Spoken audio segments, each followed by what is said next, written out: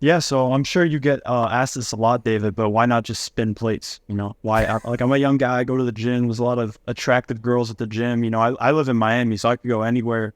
And why not just eat from the buffet, so to speak? Figure out what I like. Yeah, wow, what a great question. I say this to you guys because I get this all the time. Tyden lives in Miami. I live just outside Toronto, so there are a lot of young, fertile women. The gym I go to, I'm a young guy. I'm still 25, guys. I'm actually, as a man, your value increases with age, with wisdom, with your physical prowess. You're getting stronger, and I'm a powerlifter at a gym with a lot of pretty women. And I don't say this to brag or anything like that. There's a lot of temptation. There really is, man, especially, now with Tiden's age, with the TikTok generation of every single girl and guy, being very promiscuous. Like girls have like spray painted leggings everywhere, dude. Like when I first started lifting, that was not a thing. Like guys and girls kind of dressed more modestly. Where now I go to the gym, and I'll be honest with you guys, sometimes I go to the gym late. I actually do this quite often. I go at like 9 o'clock simply because there is just so much just Satanism. Again, I'm pointing fingers at men as well. There's just so much promiscuity, even in like a gym, that I try to distance it a little bit. But the question again was, why don't you just spin plates as a man, right? Why don't I? David, you're 25, pretty decent looking dude. You're strong. You got a YouTube channel. Why don't you just use that? As like a little, I don't know, card to women to say, hey, look at me. I have some credibility of some sort. And that's an amazing question. What I'm going to say here to you guys is the good old Uncle Ben quote: with great power comes great responsibility. And I really want you guys to understand this. The more you begin to follow Christ, I'm going to get a little biblical here, guys. But you need to understand that we have two sides to us. We have our flesh and we have our spirit. And anytime you're operating out of that flesh, it is your lower nature, guys. I'm not saying it's completely wrong or, you should just 100% ignore it.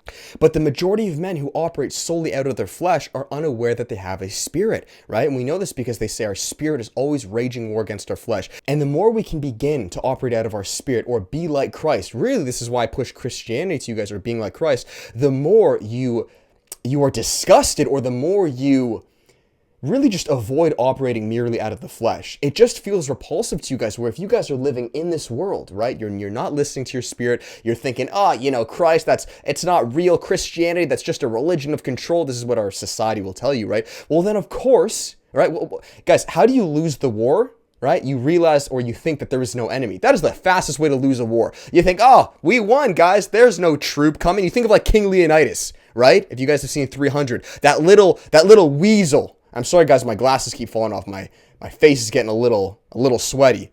There's that little weasel in 300, and I'll get your take on this, Titan, where he's like a traitor, right? He goes to King Leonidas. He's like, I want to be a Spartan. And King Leonidas is like, bro, with all due respect, like, you're a hunchback. We have no use for you. We need everyone to be elite, to be able to hold our shield in a certain manner. I think I just saw this clip the other day. So he says, I'm sorry, but you're going to have to dip. Now, thank God, one of the Spartans was able to see, hey, yo, King Leonidas, there's a million of these Persians coming. We need to get ready. But just imagine King Leonidas didn't know, because that's what the little troll did. He told like the Persians or whatever, like, hey, this is where they're going. This is where they're hiding. Imagine if he didn't know. They'd be swamped in a day, dead.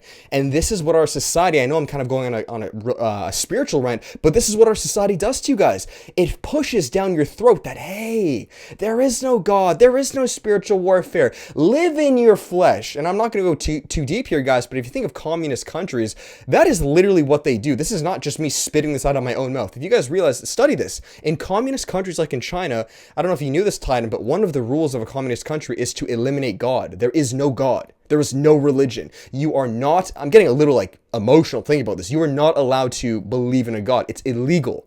The reason they do this is because if you realize you have no spirit, there's no higher power to a man, what will you do? You will operate solely out of your flesh, your carnal desires, bang more women, spin more plates, me. So being like Christ is, yes, acknowledging that we're all sinners. We're all fallen. We all have a flesh. And that's okay. It's okay. But it's realizing that it has to be properly ordered, right? With the spirit being above. So boom, that was great. What do you think, Titan? Yeah, absolutely. And everyone has a God. Your God just might not be God. It might be women. It might be in the communist countries, like you said, the government. There's a lot of people. Oh man, with the how do I say this? The medicine, the medicine thing.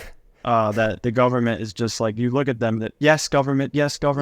You won't like go to church once, but Yeah, you have to choose what you make your God. And you also have to realize that you're less capable and in control of these things as you think.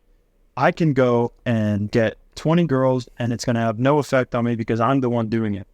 Those things will control you and those things will become your God. And you are far less in control of that as you think, because there is a God and there is an enemy. And if you're oblivious to it, you're going to be destroyed by it.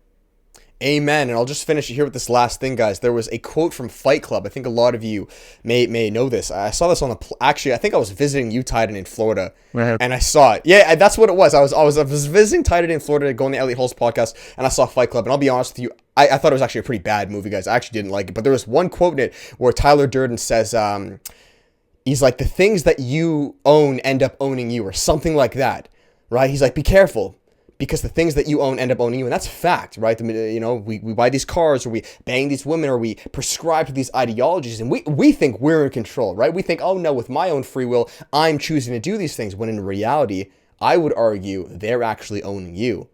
They're controlling how you think. You don't even have an ulterior motive. You don't even realize that there is a quote-unquote spirit. You think this is the only way. I have to get all these, you know, jabs, A, B, C, D. I have to bow down to this. I have to listen to Tate and all these guys and, you know, follow this one dogmatic path, right? So they end up owning you, is what I'm saying. And yes, I agree with Titan, guys.